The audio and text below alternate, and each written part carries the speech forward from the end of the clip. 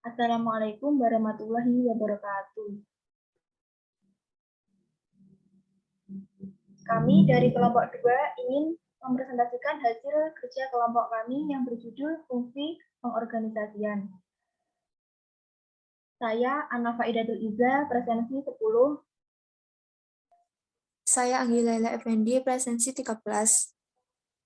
Saya Dilanata Haji, presensi 20. Saya Dadi Aditya Satratama, presensi 21.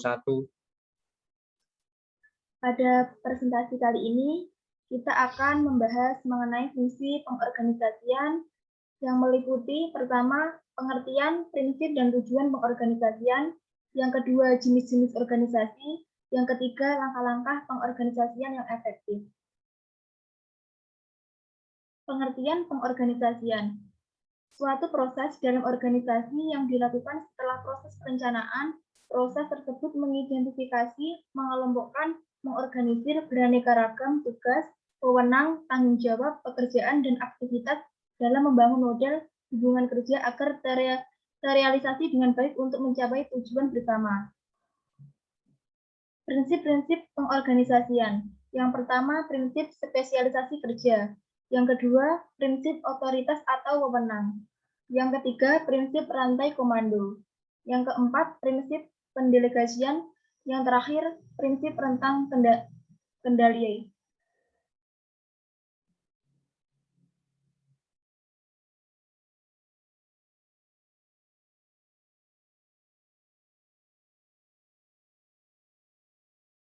Tujuan pengorganisasian. Pengorganisasian memiliki tujuan utama yaitu pembagian kerja terhadap berbagai bidang, menetapkan kewenangan dan pengkoordinasian di berbagai bidang kegiatan yang berbeda guna menjamin tercapainya tujuan serta mengurangi konflik yang terjadi dalam suatu organisasi. Jenis-jenis organisasi.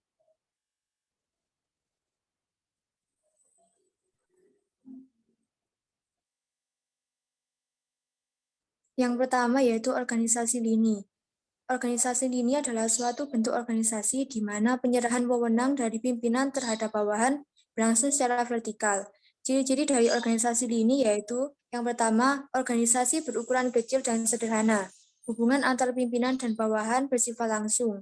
Memiliki jumlah anggota yang relatif sedikit, koordinasi mudah, dan alat-alat dan sarananya masih terbatas.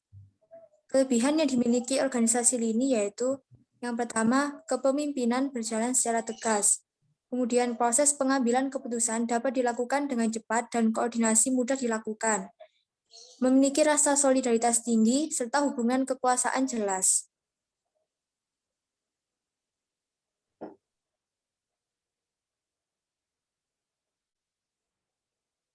Kekurangan yang dimiliki organisasi lini yaitu yang pertama, keberlangsungan organisasi sangat bergantung pada satu orang.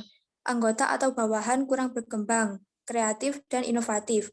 Kemudian kecenderungan pimpinan bertindak secara otoriter.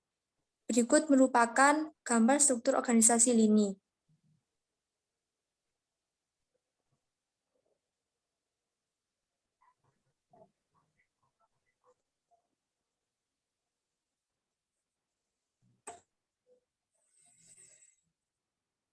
Yang kedua yaitu organisasi fungsional. Organisasi fungsional adalah suatu bentuk organisasi di mana penyusunan dasar kegiatan berdasar pada fungsi tiap unit. Ciri-ciri organisasi fungsional yaitu yang pertama, penempatan unit atau jabatan berdasar pada spesifikasi. Yang kedua yaitu target yang akan dicapai jelas dan pasti. Yang ketiga yaitu terdapat kelompok atau unit kerja staf ahli. Kelebihan organisasi ini yaitu yang pertama, bagian tugas dan tanggung jawab. Jelas. Yang kedua, anggota dapat berkembang.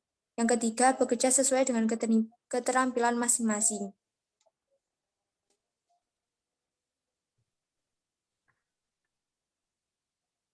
Kelemahan yang dimiliki organisasi fungsional yaitu yang pertama, bergerak dalam suatu bidang yang hingga sulit bekerja sama. Kemudian lebih mementingkan spesialisasinya. Berikut merupakan gambar struktur organisasi fungsional.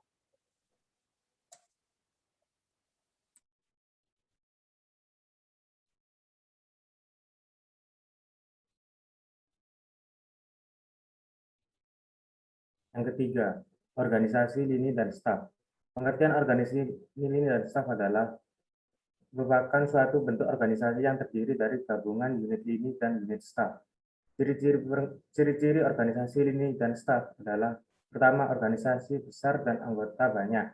Dua, terdapat dua kelompok wewenang, yaitu lini dan staf. Tiga, hubungan antara atasan dengan bawahan tidak seluruhnya secara langsung. Kelebihan organisasi lini dan staf: yang pertama, terdapat pembagian yang jelas antara pimpinan, staf, dan pelaksana. Yang kedua, bawahan lebih mudah berkembang, yang lebih kreatif dan inovatif. Ketiga, mudah dalam mengambil keputusan dengan adanya staf ahli.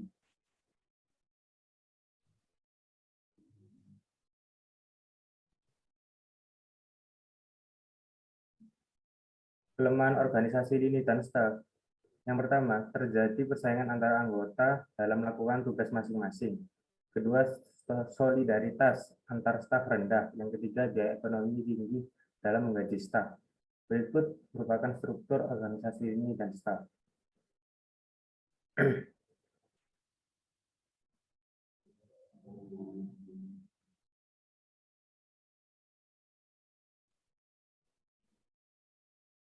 Organisasi lini dan fungsional.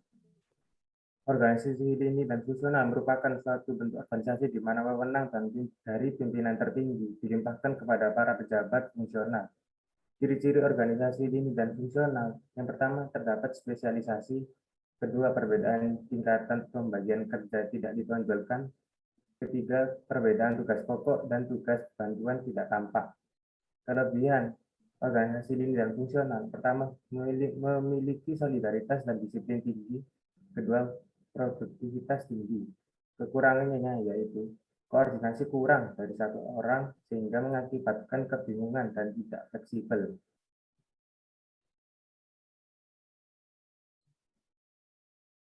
Berikut merupakan struktur organisasi lini dan fungsional.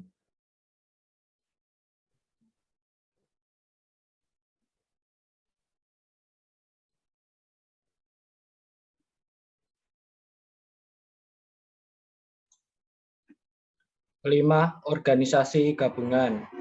Pengertiannya yaitu kombinasi dari tiga bentuk organisasi, yakni struktur organisasi lini, struktur organisasi fungsional, serta struktur organisasi lini dan staf.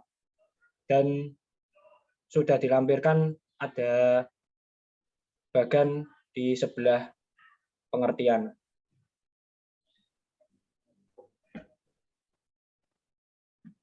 Yang keenam, organisasi bentuk komite atau kepanitiaan.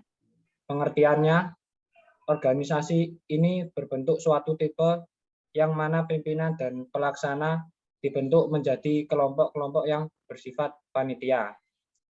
Ciri-ciri organisasi ini: yang pertama, tugas kepemimpinan dilaksanakan dengan kolektif oleh sekelompok orang. Yang kedua, semua anggota pimpinan memiliki hak, wewenang, dan tanggung jawab yang sama. Yang ketiga, pelaksanaan dikelompokkan menurut tugas yang dilakukan dalam bentuk task force.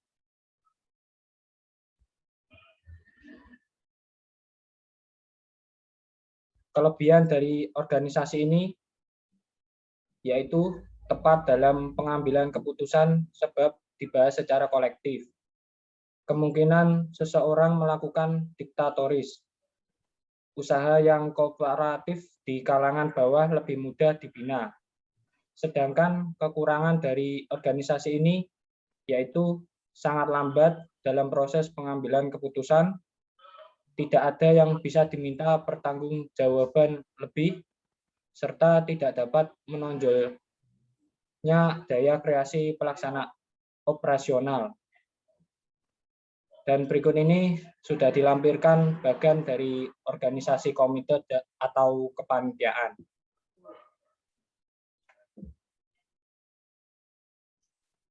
Yang ketujuh, organisasi matriks. Pengertiannya, struktur organisasi matriks merupakan bentuk organisasi yang paling mutakhir dan gabungan-gabungan dari macam bentuk organisasi yang telah ada sebelumnya. memanfaatkan kelebihan tipe-tipe organisasi lain dan meluputkan kelemahan-kelemahannya yang menjadikan organisasi matriks ini disebut sebagai suatu inovasi. Di sebelahnya sudah ada contoh bagan organisasi matriks.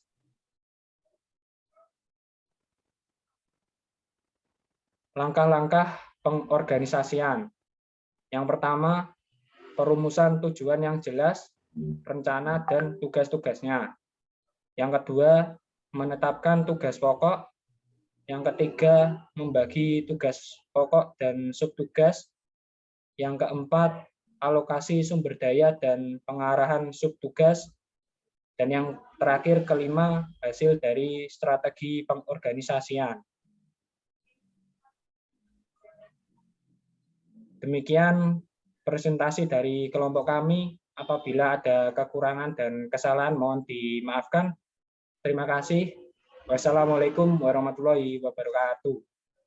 Waalaikumsalam warahmatullahi wabarakatuh.